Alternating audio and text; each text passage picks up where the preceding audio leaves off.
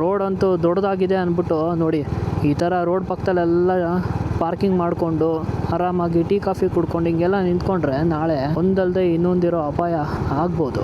ಯಾವತ್ತು ರೋಡ್ ಸೈಡಲ್ಲೆಲ್ಲ ನಿಂತ್ಕೊಂಡು ಡಿಸ್ಕಸ್ ಮಾಡೋದು, ಆರಾಮಾಗಿ ಹರಟೆ ಹೊಡ್ಕೊಂಡು ನಿಲ್ಲೋದು, ಮೈ ಮೇಲೆ ಎಚ್ಚರ ಇಲ್ಲದೆ ಇರೋ ಥರ ಸುತ್ತಮುತ್ತ ಏನಾಗ್ತಿದೆ ಅಂತಲೇ ಗೊತ್ತಿರೋದು, ಅದು ಹೈವೇ ಪಕ್ಕದಲ್ಲೇ ನಿಂತ್ಕೊಂಡು. And actually this is the good time to test this. ನೋಡಿ ನಾನು ಇದನ್ನೇ ಹೇಳಿದ್ದು, ಈಗ ಕೈಯಲ್ಲಿ ಹಿಡ್ಕೊಂಡಿದ್ದೀನಿ ಕ್ಯಾಮ್ರಾನ ಆರಾಮಾಗಿ, ಬಟ್ ನನ್ನ ವಾಯ್ಸ್, ನನ್ನ ಏನು ರೆಕಾರ್ಡ್ ಮಾಡ್ತಾ ಇದ್ದೀನಲ್ವ ಮಾತಾಡೋದು, ಅದು ಕಂಟಿನ್ಯೂಯಸ್ ಆಗಿ ತನ್ನ ಪಾಡಿಗೆ ತಾನು ಆಗ್ತಾನೇ ಇರುತ್ತೆ.